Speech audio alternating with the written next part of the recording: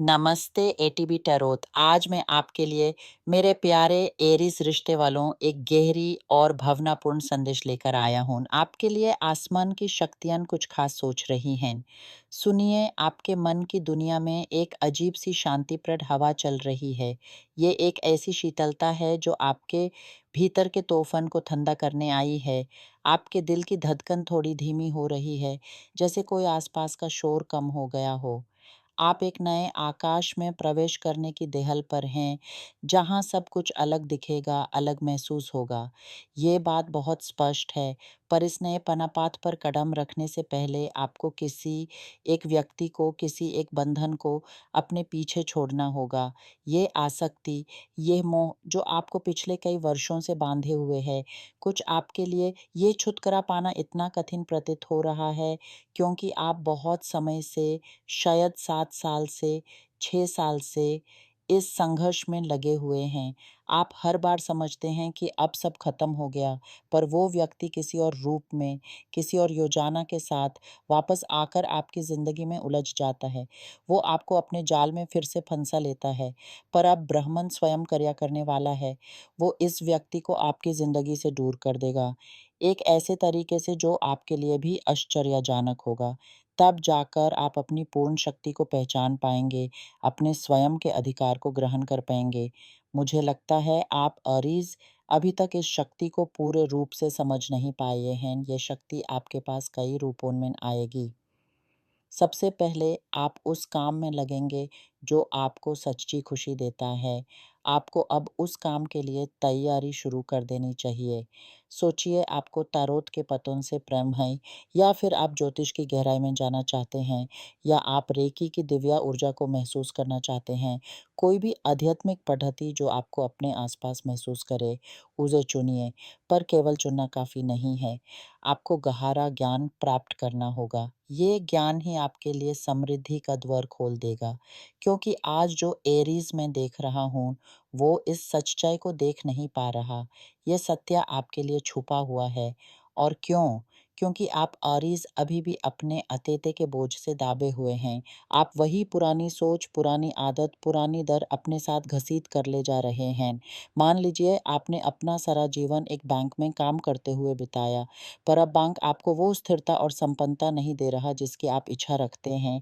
तो यहाँ आपके लिए एक आमंत्रण है उस चीज़ का अध्ययन करने का जो आपको सचमुच आनंद देती हो। और मुझे साफ दिख रहा है कि आप आरिस का आध्यात्मिक दुनिया से गहरा संबंध है। आपकी अंतर्दृष्टि, आपकी इंट्यूशन अत्यंत ताकतवर है। पर इसलिए ही हर बार जब एक शुभ पत्ता आता है, उसके बाद एक अप्रशंसक पत्ता भी दिखाई देता है, क्योंकि आप खुद पर विश्वास नहीं कर पा रहे, आप समझ नहीं पा रहे कि किस रास्ते पर चलना है, और न ही उस रास्ते के लिए तैयारी कर रहे हैं। अध्यात्म आपको यही कह रहा है, तैयारी करो, तुम्हें इस पंथ के लिए संपूर्ण रूप से तैयार होना होगा। कैसे तैयारी करें, आप पूछ रहे होंगे। पढ़ाइए, कोई कोर्स कीजिए, अभ्यास कीजिए।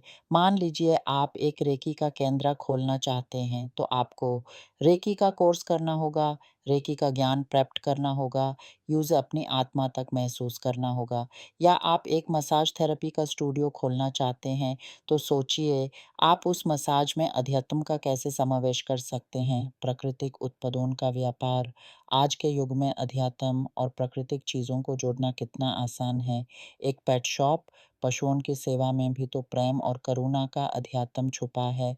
पर आप कहेंगे, मेरा काम तो अध्यात्म से कोई संबंध ही नहीं रखता।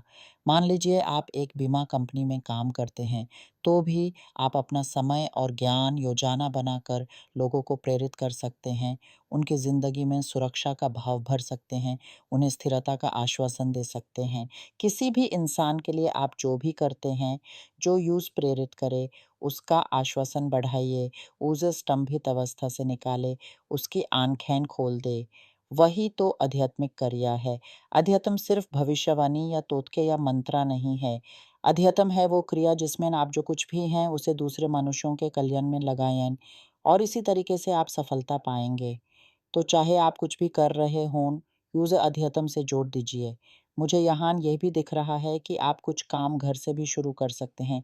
कुछ आरीज़ जो अब संन्यास ले चुके हैं या किसी प्रकार के लाभा पर हैं या हमेशा बेदस्तावेज़ काम करते रहे हैं और अब कुछ अधिक आय की तलाश में हैं, उनके लिए भी रास्ता है। आप आध्यात्मिक क्रियाएँ जैसे तरोत, ज्योतिष, रूना कुछ भी सीख कर घर बैठे अपना योगदान दे सकते हैं।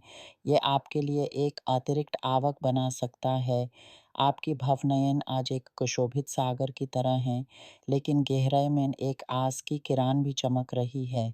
आप एक अंतर्द्वंद में फँसे हुए हैं, एक तरफ अतीत का मोहन, दूसरी तरफ भविष्य की आशा। आपका मन एक युद्ध के मैदान जैसा है, जहाँ पुरानी यादें नए संकल्प से लड़ रही हैं। इस समय आपको अपने आप से प्रेम करना सीखना होगा। अपनी कमजोरियों को स्वीकार करके उन्हें अपनी शक्ति में बदलना होगा। सोचिए आप एक शांत झील के किनारे खड़े हैं। आपका विचार, आपकी चिंता वो झील के पानी में पत्थर फेंकने जैसे हैं, जो छोटे-छोटे बर्तन पैदा करते हैं और फैल जाते हैं। इन बर्तन को शांत होने दीजिए। पानी फिर से शीतल और स्पष्ट हो जाएगा और आपको अपना प्रतीक्षा आप ही दिखाई देगा। ये आत्मचिंतन का समय है। अपने भीतर झाँकिए। वो कौन-सी चीज़ है जो आपको सचमुच प्रसन्न करती है? वो कविता, वो गीत, वो कला, वो लेखनी, उसे पकड़िए और यूज़ अपने जीवन का हिस्सा बना लीजिए। आप अरीस, अग्नि के ग्रह से संबंध रखते हैं, तेज, उत्साह और निर्णय शक्ति आपकी जाती है, पर इस अग्नि को एक दिशा, एक लक्ष्य चाहिए, वरना वो बेलगन जलकर केवल राख छोड़ जाती है।